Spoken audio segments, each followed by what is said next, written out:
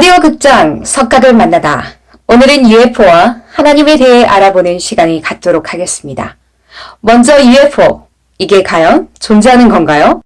많은 사람들이 UFO의 존재를 믿고 있는데 이와 관련 대표적인 사건은 1947년 7월 2일 미국 뉴멕시코주의 시골 마을인 로스웰에 UFO가 추락한 사건입니다.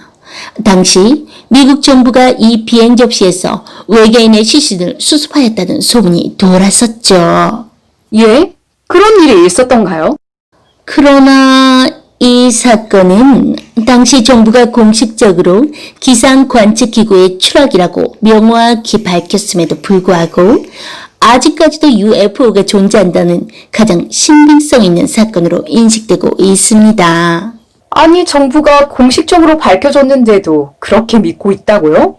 그 참 잘 이해가 되지 않는데. 예, 저는 스위스에서 온 정신분석학자 칼융이라고 합니다. 저는 이 UFO에 대한 믿음을 현대의 신화라고 발표한 적이 있었습니다. 현대의 신화라고요? 예, 사람들의 본능 속에는 불합리하기 때문에 믿는다는 어떻게 보면 말이 안 되는 듯 하지만 그런 비합리적인 신념을 유지하고 싶어 하는 그런 마음이 있습니다. UFO가 그러한 본능을 딱 채워준다는 것이지요. 그 외에도 UFO를 믿는 것. 이것은 인간이 저지르기 쉬운 전형적인 오류라고 볼 수 있습니다. 통계학에서 사람들이 범하는 오류를 두 가지로 나누는데 제1종 오류와 제2종 오류입니다. 1종 오류와 2종 오류요? 그게 정확히 뭐죠? 예, 제1종 오류는 아닌 것을 맞다고 하거나 없는 데 있다고 판정하는 오류를 말합니다. 반면 제2종 오류는 맞는 것을 맞지 않다. 있는데 없다고 판정하는 실수이고요. 아, 그렇군요. 그렇게 나누는 것이 의미가 있나요? 제1종 오류와 제2종 오류 중에서 우리 삶에 더 치명적인 것은 제2종 오류입니다. 예를 들어 뱀이 없는데 뱀이 있을 거라고 착각하면서 길을 가는 것보다 뱀이 진짜 있는데 뱀이 없는 것 같다 하고 가는 것이 더 위험한 것이지요. 그래서 우리는 제2종 오류를 범하지 않으려고 노력해야 합니다. 이는 신학의 입장에서도 중요한데 천국과 지옥이 엄연히 존재하는 데 없다고 믿고 가는 이종 오류. 이 오류를 범하지 않도록 신경 써야 합니다.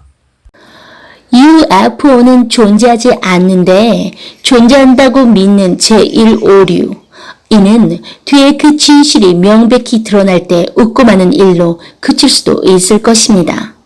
하지만 하나님께서 존재하시는데 존재하지 않는다고 믿는 제2오류는 실로 엄청난 결과를 초래할 것입니다. 듣고 보니 무시무시한 내용이네요. 하나님의 역사와 관련된 제2오류를 범하지 않으려면 어떻게 해야 할까요?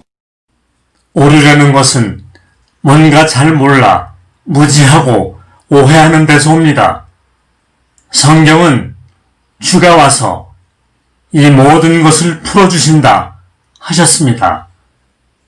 그가 와서 말씀을 풀어주고 사람에 대한 모든 것, 모두의 의문, 사건, 성경뿐 아니라 UFO와 지구촌에 불가사의한 일들이 다 풀어진다는 것입니다. 결국 주를 찾고 만나야 제2오류를 범하지 않게 된다는 말씀입니다. 성경에 그런 말이 있나요? 예, 하나님의 날이 임하면 물질이 뜨거운 불에 풀어지고 땅과 그 중에 있는 모든 것이 드러난다고 했습니다. 아니, 그 말씀은 지구를 불로 심판하신다는 말씀 아니었나요? 마지막 날 심판에 관한 말씀임은 분명합니다. 하지만 하나님께서는 수십억 년 동안 이 지구를 마치 애인대하듯 대하셨습니다. 지구에 만든 것을 매일 쳐다보시고 좋아하고 관리해 오셨습니다. 그런데 왜 이 지구를 불로 태워 없애시겠습니까? 잘못이 있다면 사람이 잘못한 것이지 지구가 잘못한 것이 아니지 않습니까? 심판의 대상은 사람이지 지구는 아닙니다. 예, 그 말씀은 이해가 되는군요. 사람이 잘못한 거라면 이 사람들의 잘못은 어떻게 없을 수 있겠습니까? 잘못된 사람을 불로 태워 죽이는 게 근본적인 해결책일까요? 말씀의 불, 성령의 불로 사람들을 치유하고 고쳐 회개하게 만드는 것. 그런 것이 하나님의 뜻이 아닐까요? 불은 하나님의 말씀입니다. 예수님께서도 본인은 불을 붙이려고 왔고 이 불이 땅에 붙었으면 무엇을 더 바라겠냐 하셨습니다. 말씀을 불로 비유하신 것이지요.